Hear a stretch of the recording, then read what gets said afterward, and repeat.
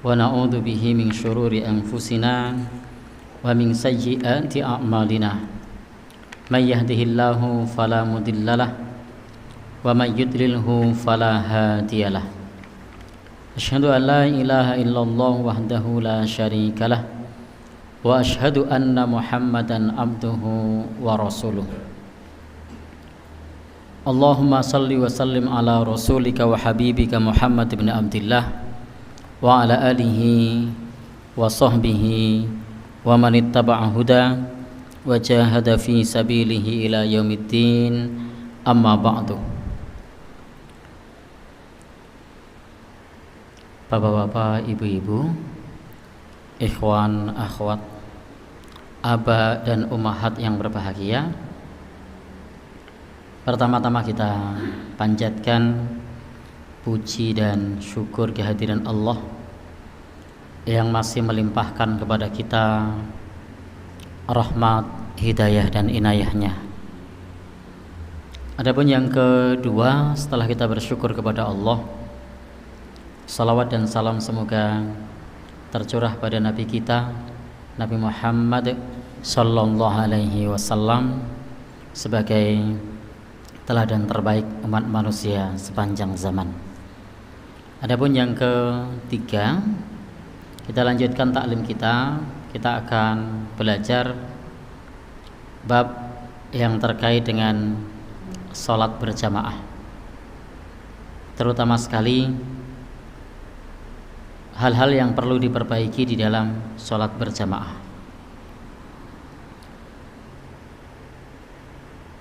Yang pertama, di dalam sholat berjamaah kita dianjurkan untuk tenang. Kita dianjurkan untuk tenang, karena itu di antara kesalahan di dalam sholat berjamaah adalah datang dengan tergesa-gesa.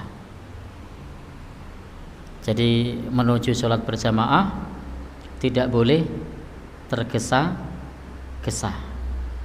Nabi melarang kita mendatangi sholat dengan berlari, tetapi Nabi mengajarkan kepada kita untuk mendatangi salat dengan sakinah, dengan tenang.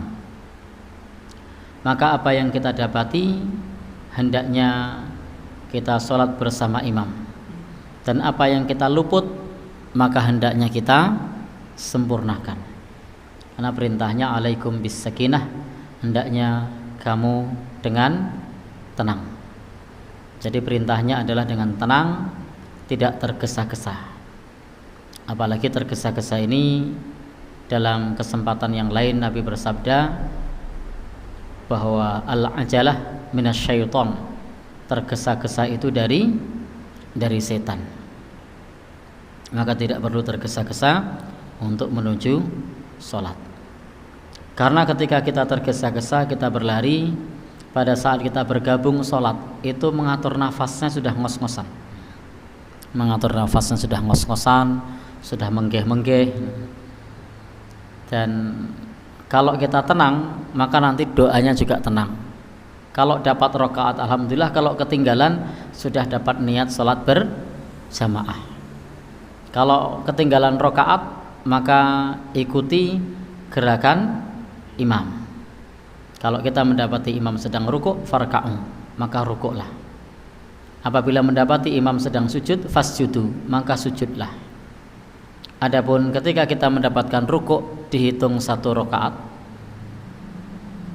Adapun ketika kita ketinggalan rukuk, maka hendaknya kita sempurnakan.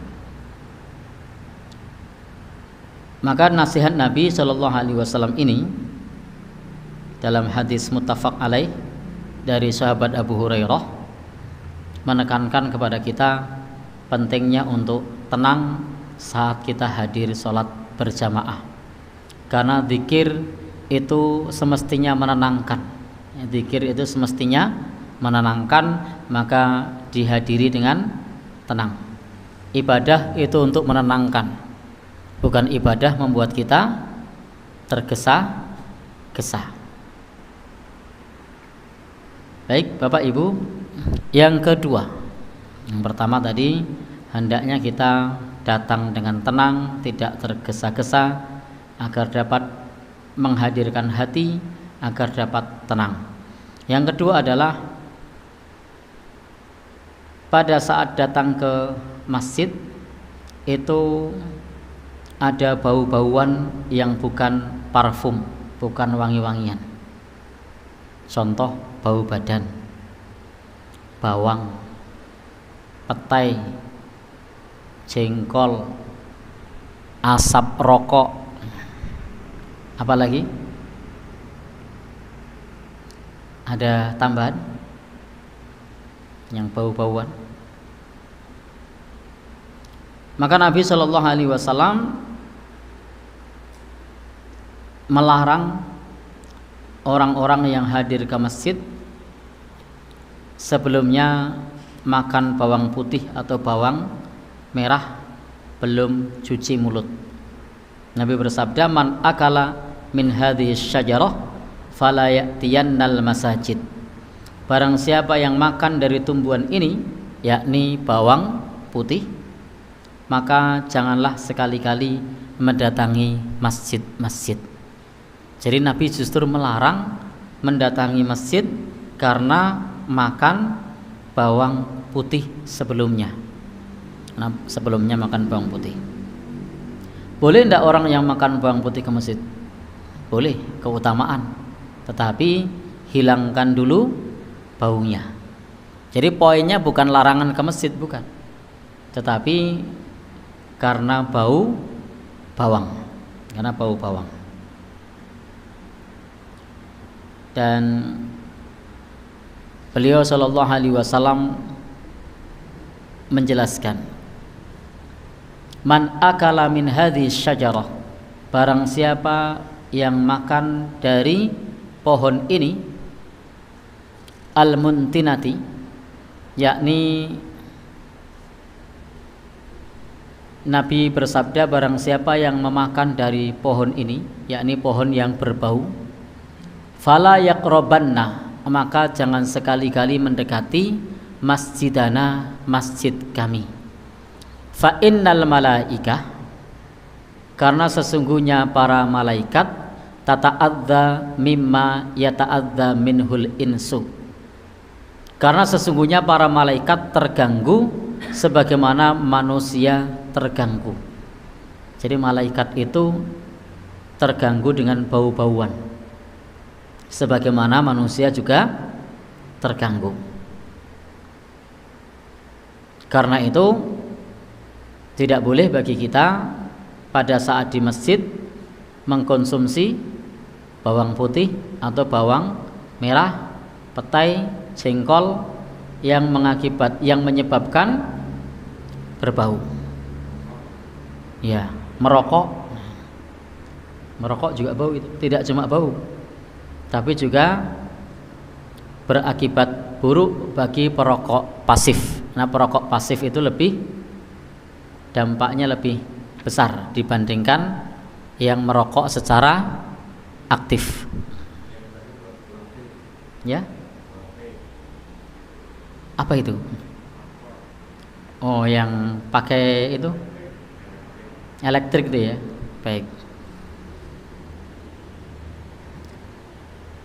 Imam An-Nawawi menyebutkan bahwa ini adalah penegasan tentang larangan terhadap orang yang makan bawang putih dan yang semisal yang menimbulkan bau-bauan untuk memasuki semua masjid.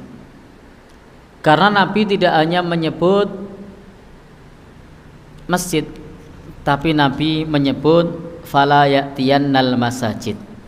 Jangan sekali-kali mendatangi masjid-masjid. Dalam hadis yang lain Nabi menyebutkan masjid kami. Sehingga kata Imam An-Nawawi, ini penegasan tentang larangan terhadap orang yang makan bawang putih atau yang ada bau-bauan untuk memasuki semua masjid. Masih menurut Imam Nawawi, dan ini adalah madhab semua ulama. Jadi menurut Imam An-Nawawi, ini adalah madhab semua ulama, bahwa ketika ada bau-bauan hendaknya tidak masuk masjid. Di sini pula ketika kita baru kerja, kemeringet, kerewe-rewe, bahasa sini kerewe-rewe, bukan gegudres ya. Kalau gegudres itu darah. Jadi meskipun sama-sama basah, tapi kalau gegudres itu darah, kalau kerewe-rewe itu keringat. Nggak tahu kalau Sragen sama apa beda? Beda. Apa itu? Oh iya, itu cetonek itu. Baik, aku ngalah aku. Nah, baik kita lanjut. Jadi pada saat posisi keringetnya kerewe-rewe, maka itu termasuk udzur syar'i untuk mandi dulu. Jadi termasuk udzur syar'i untuk mandi dulu. Kenapa? Karena bau keringat. Kecuali keringetan tapi wangi. Jadi poinnya bukan di keringetannya, tapi poinnya di bau. Jadi kalau keringetan tapi tidak bau, malaikat tidak keganggu. Tapi kalau keringetan bau, malaikat keganggu. Sehingga pada saat masih basah dengan keringat itu, maka termasuk udzur syar'i untuk tidak masuk masjid karena mengganggu para malaikat. Apa yang perlu dilakukan? Segera mandi jika mandi tidak membahayakan dirinya. Karena ada orang yang kalau keringetan mandi itu masuk angin. Mirip seperti istri saya. Kalau keringetan mandi itu masuk angin keroan. Kalau saya biasa. Saya sehari itu mandi bisa 2 kali, 3 kali, bahkan bisa 5 kali saya mandi. Kalau pas panas-panas begini, itu saya bisa mandi 4 kali. Mau berangkat sekolah mandi, nanti kemudian pulang sampai rumah nyekel gawean sedidik begitu sudah keringetan, mandi lagi berangkat ke sekolah sebelah. Siang pulang di rumah sebentar mau ruqyah mandi lagi, balik sore mau kajian mandi lagi. Itu sudah biasa. Sehingga termasuk satu hal yang bagi saya itu berat itu kalau pas musim kemarau. Ya. Karena suka mandi. Ini mandinya bukan mandi keramas loh. Ya. Tapi ya tetap keramas, tapi maksudnya bukan mandi besar. Mandi karena ya supaya seger. Dan alhamdulillah karena sudah terbiasa, pada saat keringetan mandi itu tidak apa-apa. Jadi meskipun keringetannya lagi deres-deresnya keringat itu langsung kebiur-biur itu tidak apa-apa, alhamdulillah. Dengan catatan sudah terbiasa. Kalau belum jangan dicoba. Itu berbahaya bagi kesehatan. Qadarullah saya sejak kecil begitu. Terus ibaratnya sudah dirayen. Sudah begitu. Mirip seperti motor desa itu loh. Kulino tinggal munggah medun begitu tidak apa-apa. Motor kota begitu buat munggah medun, sekernya langsung kena. Baik. Kita lanjutkan. Intinya pada saat ada bau-bauan, di situ adalah udzur syar'i untuk mensucikan diri terlebih dahulu, untuk mandi atau membersihkan diri. Maksud saya mensucikan diri bukan menganggap dirinya suci, bukan, tapi untuk mandi, untuk bersih. Lah kalau ketinggalan jamaah tidak masalah, karena ini adalah udzur syar'i, alasan yang bisa dibenarkan. Asal orang jarak wae terus jarak bedino jam-jam sholat kok malah begitu, wah ini masalah. Tapi ketika posisi berkeringat begitu, kemudian memilih membersihkan diri dulu, maka itu pilihan yang tepat. Tidak hadir ke masjid dalam posisi keringetan. Lagi ngeduk geseng itu Pak ya. Iya. Ngeduk geseng karena baru acara gitu. Keringetnya kerewe-rewe ya. Bersihkan diri dulu. Kalau tiba-tiba hadir ke masjid ya kanan kirinya bisa pripun Pak Rohati. Ya. Pak Rohati orang kantoran gitu kan. Tiba-tiba melu ngeduk geseng gitu. Iya. Dia gembrobios. Karena gembrobios kalau langsung hadir di masjid ya kanan kirinya terganggu. Kecuali bagi bapak ibu yang sudah biasa bekerja keras, itu kadang wis saka esuk tekan sore wae ora keringetan karena sudah terbiasa kerja keras. Seperti Pak Tri yang guru bahasa Inggris, biasanya cukup duduk di depan laptop begitu, tiba-tiba nyekel seng, ya kepanasan keringetan. Baik. Atau seperti Pak polisi ini, nah itu walaupun kepanasan tidak keringetan, sudah biasa kepanasan. Ya. Baik, lanjut ya. Intinya apa? Bau-bauan tadi mengganggu para malaikat. Ini bau-bauan itu mengganggu para malaikat, termasuk bau badan, bau petai, bau jengkol, bawang, apa meneh? Brambang, tahu brambang? Ya. Rokok. Nah. Maka kalau di masjid ada tulisan dilarang merokok, itu ya benar, karena bau dan baunya mengganggu para malaikat. Kok katanya pakai dilarang? Dimohon tidak merokok. Pakai dilarang saja kadang tidak paham. Jadi, pribun?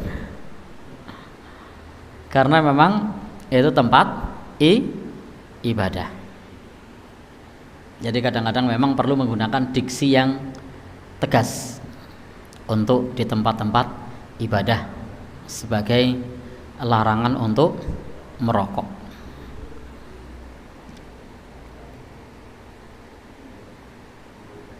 Baik Bapak dan Saudara yang berbahagia yang dirahmati Allah Subhanahu wa taala. Termasuk dalam kategori ini adalah setiap orang yang bau mulut. Jadi ada orang yang bau mulut karena asam lambung atau karena sariawan akut. Jadi termasuk ini Ibnul Murabit menyebutkan termasuk orang yang punya bau mulut. Termasuk orang yang punya luka yang berbau, yang tidak sedap. Lukanya berbau. Diabetes yang lukanya tidak kering dan berbau, maka bereskan dulu baru ke masjid. Jangan sampai ketika hadir ke masjid itu mengganggu para malaikat dan pastinya mengganggu jamaah yang lain. Jamaah lain ikut terganggu. Kalau tidak mendekat gimana? Kalau mendekat ya serba salah. Kalau mau jabat tangannya rodok kepiye, kalau tidak jabat kok dikira diskriminasi. Jadi yang lain serba salah. Maka di situ kalau memang ada luka yang berbau tidak sedap, idealnya dibersihkan lukanya dulu, baru kemudian datang ke masjid, bereskan dulu. Kalau ternyata masih berbau, maka statusnya termasuk udzur syar'i. Karena Nabi menyebutkan apa tadi? Ketika makan sesuatu yang berbau, fala yaqrabanna masjidana. Jangan sekali-kali mendekati masjid kami. Jadi dibereskan dulu baunya. Seperti misalnya di perbannya dikasih apa? Kopi. Yang menetralkan bau apa biasanya? Kopi. Jangan ditaburkan di lukanya, tidak boleh. Apalagi selain kopi yang menetralkan bau? Napa? Permen. Oh ya, permen. Nah, Ini Pak Pol romantis nih, permen. Baik. Ini itu produk pro Israel bukan itu? Ya. Kalau termasuk produk pro Israel itu halal produknya, tapi haram muamalahnya. Jadi tidak mengharamkan yang halal, ya produknya tetap halal, permennya tetap halal. Yang haram itu membelinya. Kalau dikasih halal, kalau dikasih halal. Dan kemarin ada beberapa produk itu yang diskon dan promo gede-gedean ke tempat-tempat majelis taklim. Nah, termasuk kemarin ada rekan saya yang nanya, Ustadz, kami dikasih produk ini, semua jamaah gimana, diterima enggak? Itu halal, terima, kalau perlu minta tambah lagi. Oh dikasih kok. Yang haram itu adalah membelinya, karena produknya tetap halal. Kita tidak boleh mengharamkan yang halal, jadi tetap itu halal. Yang haram adalah membelinya, dan membelinya ini tidak selamanya haram. Membelinya pun tidak selamanya haram. Kapan haram membelinya? Ketika itu ada dugaan kuat, ada hubungan kuat, disinyalir untuk mendanai perang yang di situ merugikan kaum muslimin. Kalau kemudian tidak ada indikasi ke sana, sudah selesai di situ, ya tidak apa-apa beli lagi. Karena statusnya yang dilarang adalah wala ta'awanu 'alal ismi wal udwan. Jangan tolong-menolong dalam dosa dan permusuhan. Jadi ingat, produknya tetap halal. Yang haram adalah membelinya. Kalau dikasih diterima saja. Kalau perlu malah minta tambah lagi, gratis toh. Tapi kalau beli, no, jangan dulu. Baik, kita lanjut. Tadi ada solusinya tadi permen, apa meneh?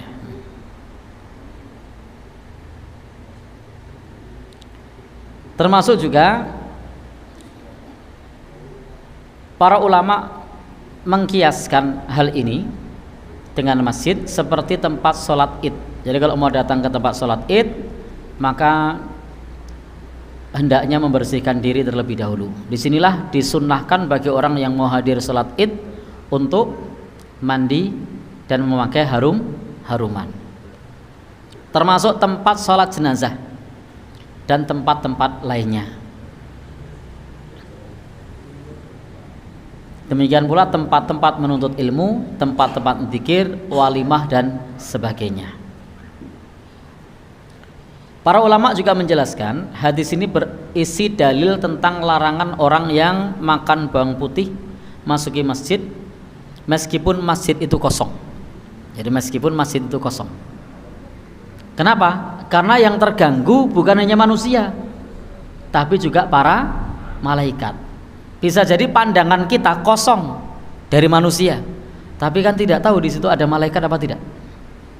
Karena malaikat tidak masuk dalam jangkauan pandangan kita. Maka ini juga dalil larangan masuk masjid ketika bau-bauan meskipun masjidnya kosong. Karena fa innal malaikata, sesungguhnya para malaikat. Jadi malaikatnya tidak cuma satu, tidak disebut fa innal malaka, tidak disebut satu malaikat, tapi fa innal malaikata, sesungguhnya para malaikat. Malaikatnya banyak.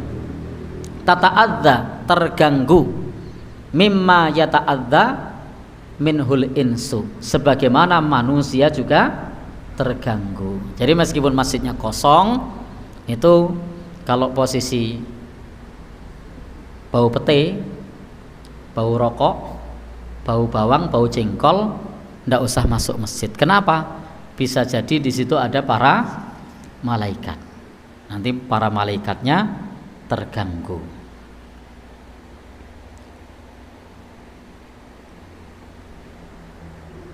Karena berdasarkan keumuman hadis ini.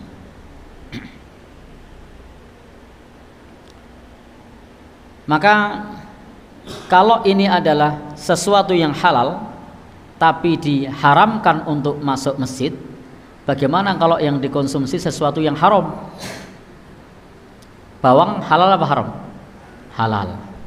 Bawang putih, bawang merah halal. Pete halal. Tetapi kenapa dilarang masuk masjid? Lalu bagaimana kalau sesuatu yang bau itu adalah yang haram? Maka lebih-lebih lagi untuk tidak masuk masjid. Contohnya apa ini yang dikonsumsi bau tapi haram? Ya. Kalau tarjih Muhammadiyah rokok. Saya menggunakan kata tarjih Muhammadiyah karena ada pendapat yang lain. Nah, kalau tarjih Muhammadiyah rokok termasuk haram. Sehingga ketika yang tadi halal saja berbau tidak boleh masuk masjid, apalagi yang haram. Baik. Bapak dan Ibu yang berbahagia yang dirahmati oleh Allah Subhanahu wa taala,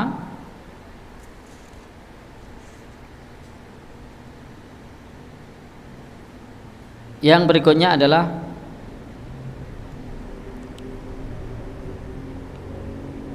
penulis kitab ini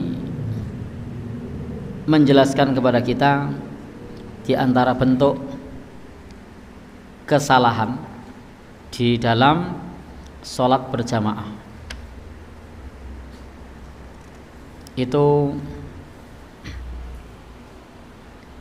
kalau sebenarnya ini adalah ranah ikhtilaf, ranah perbedaan pendapat, tapi kita bisa memaklumi karena kitab ini ditulis di Timur Tengah. Ditulis di Timur Tengah, yang di Timur Tengah itu sholat berjamaah hukumnya wajib. Dan memang kewajiban sholat berjamaah di Timur Tengah, khususnya di Saudi Arabia, itu didukung oleh konstitusi negara. Jadi itu didukung oleh konstitusi negara, sehingga menjalankan sholat berjamaah itu terasa ringan, karena semua masyarakatnya berbondong-bondong sholat berjamaah. Bahkan konstitusi mendukung untuk itu. Termasuk di dalamnya juga ada petugasnya yang mengingatkan, sehingga datang sholat berjamaah itu terasa enteng. Dan ini di Saudi Arabia memilih sholat berjamaah itu hukumnya wajib.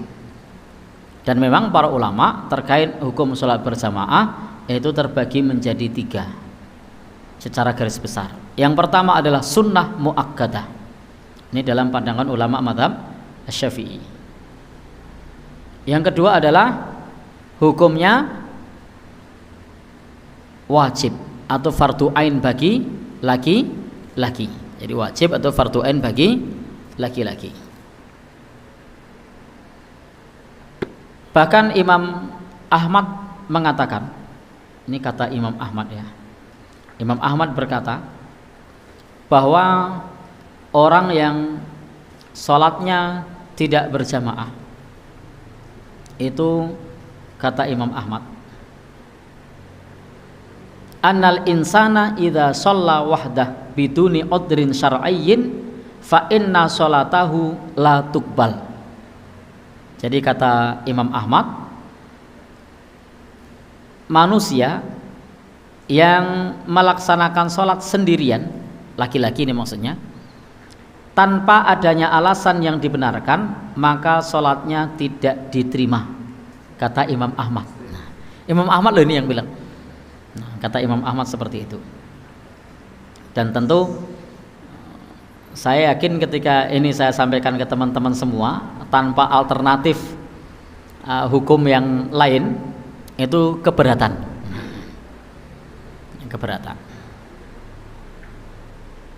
Kalladzi yusolli bi ghairi wudu.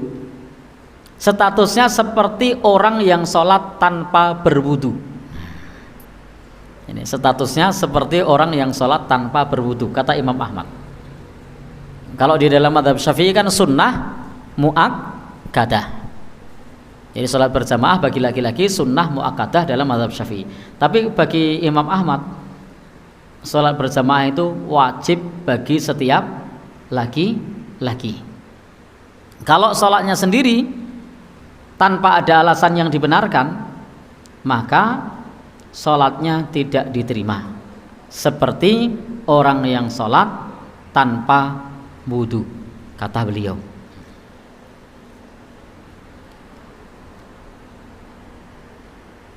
Baik, Bapak dan Saudara,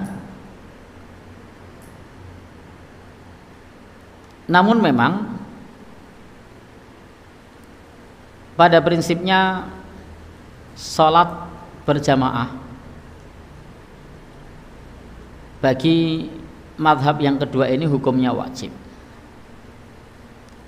sehingga ketika tidak melaksanakan jamaah dia berdosa meskipun sholatnya sah. Jadi meskipun sholatnya sah secara fikih, meskipun sholatnya sah secara fikih. Baik, Bapak dan Saudara, pandangan yang ketiga, annal jama'ata syartun li sihhatis shalah. Ini pandangan mazhab Az-Zahiri, bahwa berjamaah adalah syarat sahnya salat. Sehingga apabila idza lam yusol ma'al jamaah, apabila ada orang yang salat tidak berjamaah, fa sholatuhu batilah, maka salatnya batal. Wala tuqbal minhu, dan tidak diterima. Dan pendapat ini yang dipilih oleh Syekhul Islam Ibnu Taimiyah. Sehingga salat berjamaah menurut pendapat yang ketiga ini adalah syarat sahnya salat bagi laki-laki. Saya yakin yang hadir di sini tidak ada yang milih ini. Ada yang milih ini? Ya. Ini komitmen dari para ulama mazhab Az-Zahiri termasuk Syekhul Islam Ibnu Taimiyah, bahwa salatnya selalu berjamaah. Salatnya selalu berjamaah. Karena memang para salafus saleh dulu ketika menjalankan salat mereka berjamaah. Termasuk yang pernah saya sampaikan ke teman-teman, Sa'ad bin Al-Musayyib itu selama 30 tahun hadir di masjid sebelum muadzin mengumandangkan adzan, tidak pernah ketinggalan sekalipun 30 tahun. Jadi hadir di masjid muadzin belum mengumandangkan adzan, 30 tahun terus menerus. Itu kalau bukan orang yang komitmen ora iso itu. Kalau bukan orang yang komitmen ora iso. Karena kebiasaan kita biasanya loh adzan urung gitu kan. Ya. Apa itu? KPK. Apa itu? Oh, menunggu qomat ya. Baik. Jadi ada lagi yang jangankan tanyanya adzan urung, wis adzan urung qomat, ngenteni qomat. Dan beliau ini Sa'ad bin Al-Musayyib ini selain 30 tahun tidak pernah ketinggalan adzan, beliau selama 40 tahun tidak pernah melihat punggungnya orang yang sholat. Jadi tidak pernah ketinggalan takbiratul ihram selama 40 tahun berturut-turut, sehingga tidak pernah melihat punggungnya orang yang sholat. Karena ketika hadir itu langsung pilih bagian depan kanan, jadi tidak lihat punggungnya imam, karena bagian depan kanan. 40 tahun 40 tahun. Ini 40 tahun suwe tenan nih. Baik. Ya.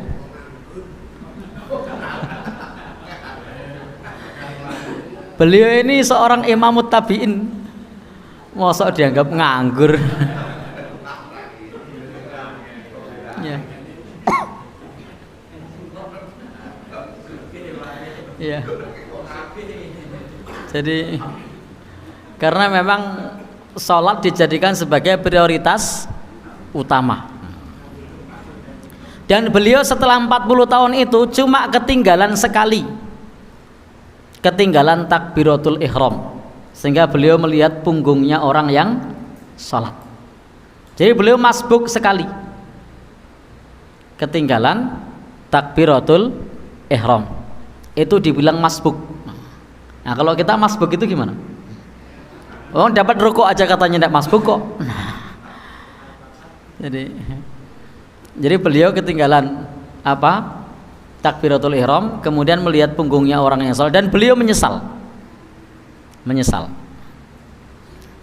Padahal tidak ketinggalan. Menyesal. Kalau kita kalau masih dapat takbiratul ihram biasa. Ya, dapat rukuk biasa. Ya. Bahkan kloter kedua, kloter ketiga biasa.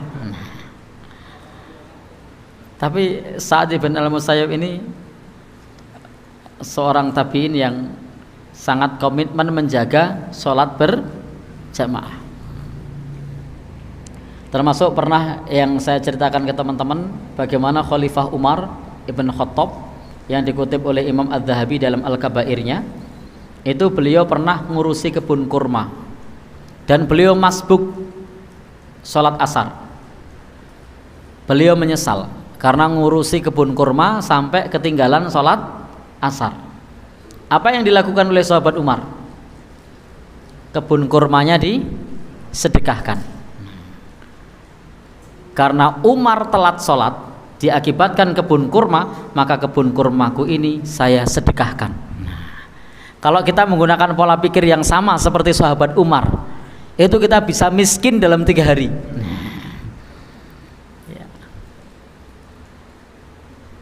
Hari pertama ngurusi ternak puyuh, ya. Telat ternyata.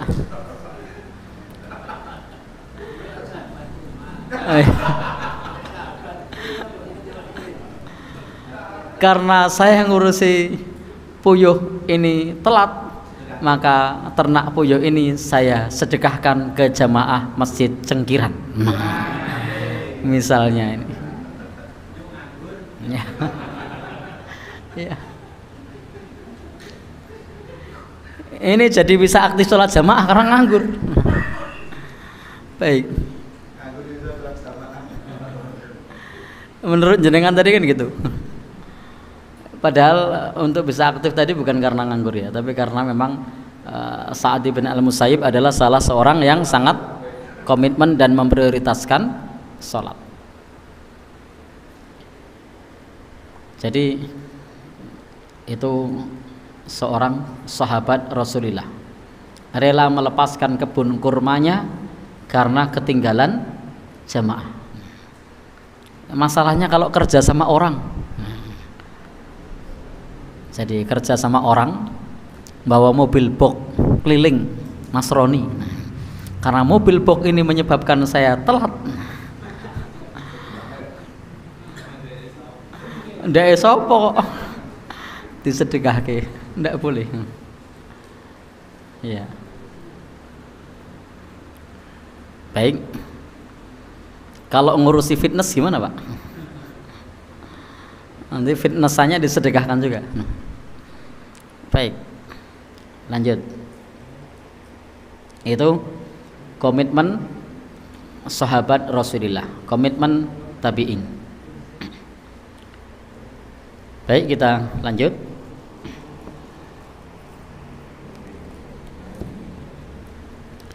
Jadi di sini intinya adalah bahwa sholat berjamaah itu diperselisihkan oleh para ulama.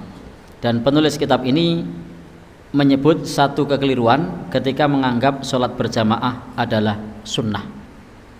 Ini kita bisa maklumi karena memang kitab ini ditulis di Saudi dan di sana sholat berjamaah itu diwajibkan, dan baik oleh para ulama ataupun oleh negara, sehingga ketika menyebut ini juga dalam rangka untuk mendukung pemerintah. Justru kalau mengatakan sunnah menyelisih pemerintah.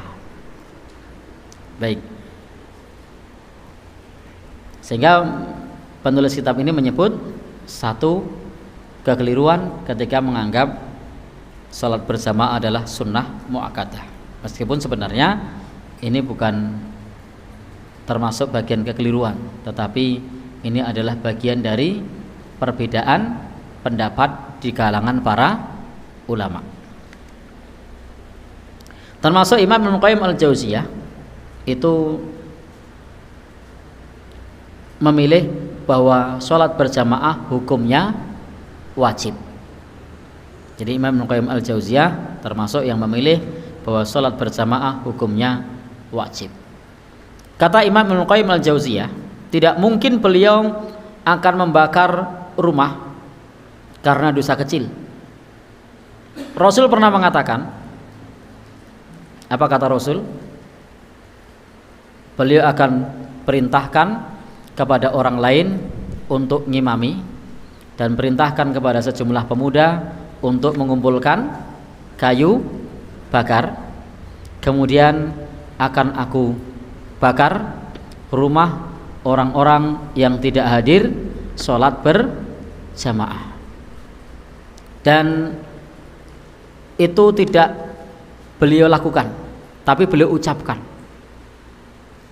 Kalau dalam bahasa Jawa itu kemeropok atau gemes atau jengkel, ya, jengkel ya. Oh, kalau gemes masih ada canda ya. Baik, manut saya karena jadi jengkel ya. Rasul jengkel sehingga beliau mengucapkan ucapan tadi, akan perintahkan orang lain untuk mengimami sholat berjamaah, akan perintahkan para pemuda untuk mengumpulkan kayu bakar, kemudian ketika itu beliau akan menyelinap mencari orang-orang yang tidak hadir sholat berjamaah dan rumahnya akan dibakar,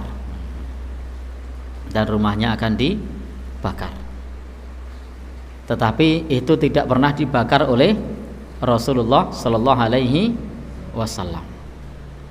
Jadi satu ungkapan kejengkelan. Kenapa beliau tidak membakar? Karena di sana ada perempuan dan anak-anak. Maka bersyukurlah para laki-laki kita semua masih ada perempuan dan anak-anak yang berjasa besar menyelamatkan kita, sehingga rumahnya tidak dibakar. Maka pernyataan Nabi, walladzi nafsi biyadihi laqad hamamtu an amura bihatabin fayuhtatab thumma amura bisalah, demi zat yang jiwaku berada di tangannya, sungguh aku bertekad untuk perintahkan orang-orang mengumpulkan kayu bakar dan aku perintahkan orang lain untuk salat. Summa amara rajulan, dan aku perintahkan seorang laki-laki fayu'amman nas, untuk mengimami orang lain. Summa ukhalif, kemudian aku akan menyelisih, artinya tidak salat berjamaah, tapi apa? Mencari ila rijalin, kepada laki-laki yang tidak hadir salat berjamaah, fa waharriqa alaihim buyutahum, dan akan aku bakar rumah mereka, jika tidak karena perempuan dan anak-anak. Dan memang tidak pernah ada yang rumahnya dibakar. Ini bahasa ketegasan, ya, bahasa ketegasan. Seperti orang tua ngomong sama anaknya, nek ramanut rong wong tua lunga wae rasah mulih. Tapi apa bener-bener kon lunga? Ya, kan tidak. Tapi itu bentuk ketegasan orang tua. Ini seperti pak guru yang muridnya ndak bisa dikandani, nek ra gelem sinau nang jaba wae. Tapi apakah betul-betul kon nang jaba?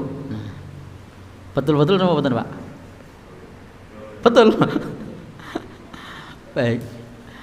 Itu sebagai bentuk ketegasan. Tidak betul-betul kon nang jaba. Bar kon nang jaba paling 10 menit 20 menit kon mlebu meneh. Kenapa? Karena itu adalah bentuk ketegasan.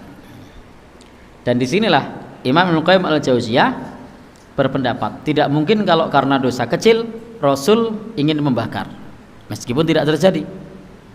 Maka kata Imam Ibnu Qayyim al-Jauziyah, ini termasuk dosa besar, kata beliau.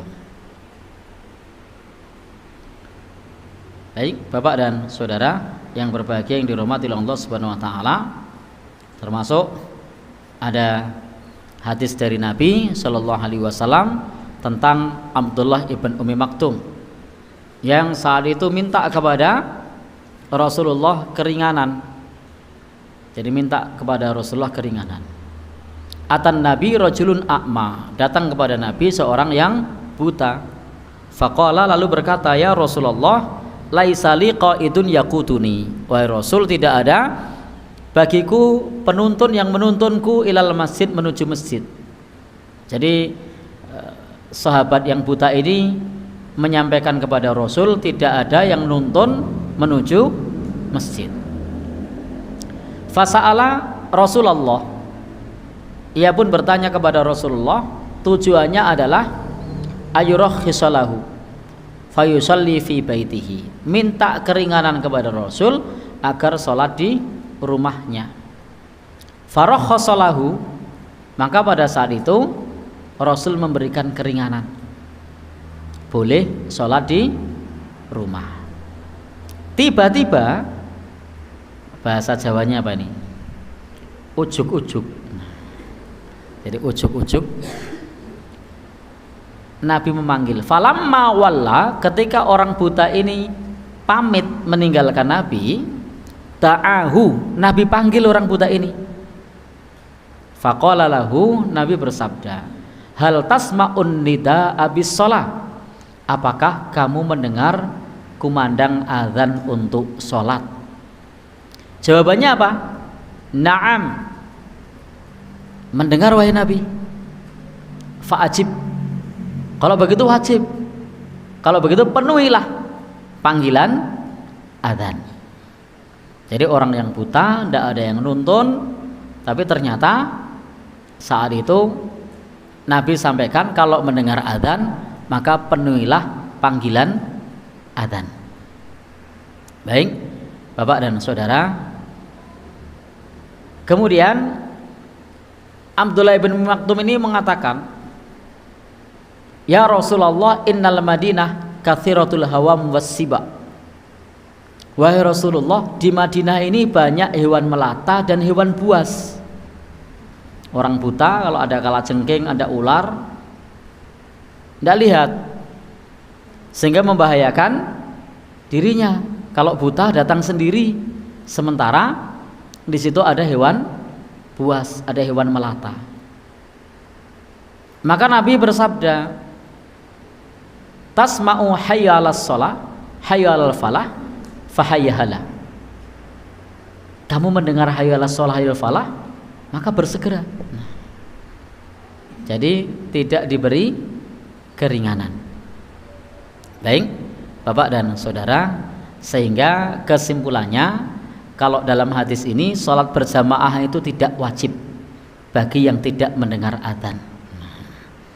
Jadi wajibnya bagi yang mendengar adzan dalam hadis ini. Baik, dan para ulama nanti beda pendapat. Adzan ini adalah adzan yang pakai pengeras suara atau adzan yang tidak pakai pengeras. Jadi karena kalau adzan pakai pengeras suara jangkauannya jadi lebih jauh. Itu ada beda pendapat. Karena ada hadis lain, la sholata li jaril masjid illa fil masjid. Tidak ada sholat bagi tetangga masjid kecuali di masjid. Tidak ada sholat bagi tetangga masjid kecuali di masjid. Itu hadis Nabi. Sehingga memang kalau kita cermati, kasus Abdullah bin Ummi Maktum itu memang tetangga masjid, sehingga masih mendengar suara adzan. Meskipun tetangganya ya cukup rodo ado, sehingga bagi orang buta ini menyulitkan. Dan zaman itu memang belum ada polusi seperti sekarang. Suara adzan tanpa pengeras pun masih terdengar cukup jauh. Tapi di zaman kita ini meskipun pakai pengeras suara, itu kadang adzan tidak terdengar. Adzan di Masjid Cengkiran ini di SDIT Ibnu Khaldun tidak terdengar loh Pak, padahal jaraknya dekat. Nah, sudah pernah beberapa kali di SDIT tidak mendengar adzan, padahal dekat jaraknya. Saya tidak tahu itu faktor apa. Nah, Tidak dekat jalan raya padahal. Ya. Ya. Spekernya berapa? Oh gitu. Ya. Atau mungkin menghadapnya tidak ke sana. Ada ke sana? Ya? Oh iya, kalau di tempat jenengan dengar. Ya, ya. Itu di bangunan barat itu yang tidak dengar. Ya, di bangunan yang barat itu sering tidak dengar. Biasanya pas rapat itu, ya, tidak dengar tuh Pak. Ya, saya beberapa lagi. Kalau di apa tempatnya Pak Tris itu masih dengar. Tapi kalau di bangunan barat itu tidak dengar. Tidak tahu kenapa. Padahal selisihnya cuma sedikit atau terhalang gedung sebelahnya. Tidak tahu. Baik. Lanjut. Jadi di sini para ulama berbeda pendapat. Pilihan apakah ini hukumnya wajib ataukah hukumnya syarat sahnya sholat atau hukumnya sunnah muakkadah, saya kembalikan kepada bapak-bapak. Saya tidak punya kewenangan untuk memaksa pendapat dari para ulama ini. Silahkan ditaker kemampuannya masing-masing. Kira-kira kalau takeran kita ini yang mana nih yang masuk? Oh gitu. Iya, ya enggak apa-apa. Takerannya kata ini, beliau ini alumni Masjidil Haram. Lama, berapa tahun Ustaz? 3 tahun di Masjidil Haram. Jadi bermulazamah kepada Syekh di Masjidil Haram 3 tahun. Ya? Kan mulazamah juga kan? Iya. Jadi maka ketika beliau hadir di sini itu kadang saya grogi. Karena sudah mulazamah sama Syekh di sana gitu. Kok hadir di majelis saya, ya Allah. Ya mudah-mudahan dengan hadirnya beliau kalau ada yang keliru bisa dikoreksi. Pripun? Oh gitu. Iya.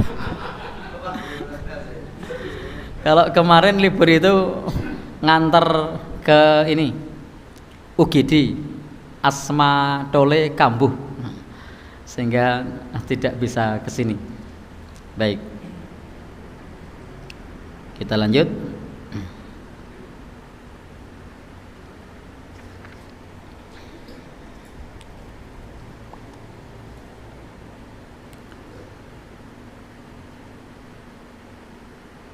Masih terkait dengan kesalahan dalam salat berjamaah, adzan hanya dikumandangkan di masjid. Padahal adzan bisa dikumandangkan selain di masjid. Jadi adzan hanya dikumandangkan di masjid. Padahal adzan bisa dikumandangkan di tempat-tempat lain. Ma min salasatin fi qaryatin wala badwin la tuqamu fihimus shalah illa qad istahwada alaihimus syaiton fa alaika bil jamaah fa innama ya'kulud dhi'bul qasiyah. Tidaklah 3 orang yang tinggal di suatu kota atau desa di mana salat berjamaah tidak didirikan di dalamnya, melainkan setan akan menguasai mereka. Fa alaika bil jamaah, hendaknya engkau menetapi jamaah. Fa innama ya'kulud dhi'bul qasiyah, fa innama ya'kulud dhi'bal qasiyah, karena sesungguhnya serigala itu hanya memakan kambing yang jauh dari rombongannya. Di sini disebutkan ada 3 orang di satu kampung atau kota, maka hendaknya kumandangkan adzan. Kalau tidak ditegakkan jamaah, maka di situ akan ada nyun sewu, kata Nabi tadi, seperti serigala yang menerkam domba. Maka dianjurkan untuk tetap dikumandangkan adzan, tetap berjamaah meskipun di situ tidak ada masjid. Lagi di mana, hutan, di pedalaman misalnya. Jadi di antara keutamaan adzan itu adalah bisa adzan di tempat-tempat yang di situ orang-orang berkumpul, meskipun di situ tidak ada bangunan masjid. Karena yang disebut masjid itu tidak harus berupa bangunan masjid, bisa pendopo, bisa aula, apa mana? Ya, pendopo, aula, teras, apa lagi? Kalau itu biasa digunakan untuk sholat, maka hakikatnya itu adalah masjid. Ada yang sholatnya di tempat berkumpulnya, karena di kampung itu tidak ada masjidnya, tidak ada bangunan yang dibentuk masjid, maka di tempat berkumpul tersebut, meskipun bangunannya tidak berupa masjid, itu adalah masjid, sehingga tetap dikumandangkan adzan. Meskipun adzannya tidak harus pakai pengeras suara. Di daerah minoritas begitu, pakai pengeras suara tidak boleh, ya tidak usah.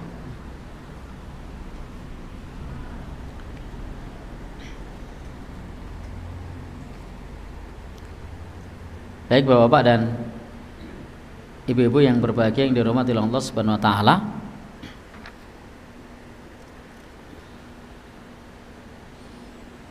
Termasuk di antara kesalahan di dalam sholat berjamaah, ketika di situ ada masjid, memilih sholat di tempat selain masjid. Ya, milih berjamaah di rumah, milih berjamaah di kantor, padahal dekat masjid, kata penulis kitab ini. Sehingga kalau dekat masjid, maka diutamakan jamaahnya di masjid. Lain halnya kalau jauh dari masjid. Jadi lain halnya kalau jauh dari masjid.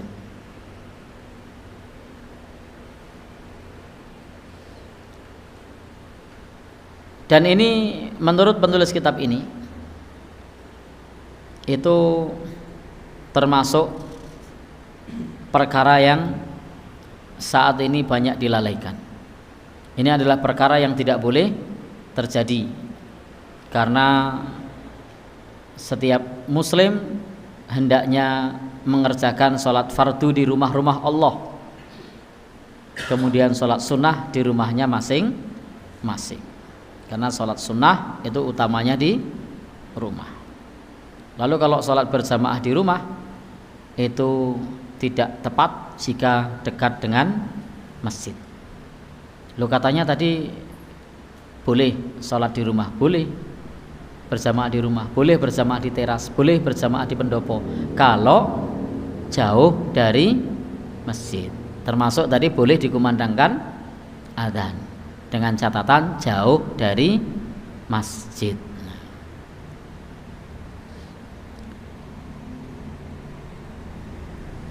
Baik Bapak-bapak dan saudara yang berbahagia yang dirahmati Allah Subhanahu wa taala, terakhir, menjadikan orang yang tidak mampu menjadi imam sebagai imam. Di antara kesalahan di dalam salat berjamaah, memilih orang yang tidak mampu menjadi imam diangkat menjadi imam. Maka angkatlah yang jadi imam orang yang memang mampu untuk menjadi imam. Pernah satu saat di satu masjid itu, pengurus takmirnya itu pergi keluar kota semua, karena masjidnya dekat tempat wisata untuk ampiran orang. Diadzani oleh bapak ini. Setelah adzan dia komati, setelah komat karena takmirnya pada keluar kota semua, dia jadi imam. Rakaat pertama setelah Al-Fatihah baca kulhu, lancar. Rakaat kedua setelah baca Al-Fatihah diam agak lama. Lalu dia bilang, kul humalih angsal boten. Jamaahnya juga bilang angsal, batal semua sak masjid. Ini karena mengangkat imam orang yang tidak mampu menjadi imam. Serba salah memang. Dia penduduk setempat, yang lain orang wisata, mau nyuruh orang nggak kenal, sementara dia yang komat, disuruh maju tidak ada yang maju sendiri. Ternyata begitu rakaat kedua bingung. Baik. Dan intinya mengangkat imam itu ada ketentuannya. Apa ketentuannya? Ya umul qaum aqra'uhum li kitabillah. Yang paling aqra', bacaannya yang paling baik. Fa in kanu fil qiraah sawa, kalau bacaannya sama, fa'lamuhum bis sunnah, cari yang paling faqih. Yang paling faqih dalam ilmu agama. Fa in kanu fis sunnah sawa, kalau dalam sisi faqih sama, faqdamuhum hijrah, maka yang lebih dulu hijrah atau yang lebih takwa. Kalau dalam ketakwaan sama, maka cari yang akbaru sinan, yang paling tua. Jadi ternyata kriteria tua itu terakhir. Tapi kadang di tempat kita kriteria yang pertama itu tua. Padahal dalam hadis Nabi kriteria tua itu terakhir. Yang pertama adalah aqra, yang kedua faqih, yang ketiga takwa, yang keempat usia. Itu tentang ketentuan imam, ketentuan jadi imam. Dalam mazhab Syafi'i yang utama bukan aqra tapi faqih. Dalam mazhab Syafi'i mengutamakan faqih dibandingkan aqra. Nanti yang dipilih adalah yang faqih baru yang aqra. Baik, insyaallah kita lanjutkan di kesempatan yang lain terkait hal ini. Intinya kita dianjurkan untuk mengangkat imam yang mampu. Karena itu imam yang bodoh itu tidak boleh menjadi imam kecuali dengan jamaah yang sama-sama bodoh. Imam yang masih iqra 2 itu tidak boleh menjadi imam orang yang sudah Al-Qur'an kecuali makmumnya sama-sama iqra 2. Itu boleh karena sama-sama. Tetapi beda kalau sudah sama-sama Al-Qur'an, sudah sama-sama bisa, maka orang yang kurang utama boleh mengimami orang yang lebih utama, itu boleh. Sebagaimana sahabat Nabi mengimami Rasulullah. Siapa yang lebih utama? Rasulullah. Tapi sahabat yang jadi imam boleh. Semua sama-sama bisa baca Quran, tapi ada yang lebih utama. Yang lebih utama ternyata jadi makmum, yang kurang utama jadi imam, boleh enggak? Boleh. Tetapi kalau berbicara ideal, yang ideal adalah yang paling bagus bacaannya. Tapi beda dengan kasus yang saya tadi sampaikan, buta huruf Al-Quran, buta huruf Quran. Ada jadi imam boleh enggak? Enggak boleh, kecuali jamaahnya juga buta huruf Al-Quran. Baik, subhanakallahumma bihamdika asyhadu an la ilaha illa anta astaghfiruka wa atubu ilaik. Wassalamualaikum warahmatullahi wabarakatuh.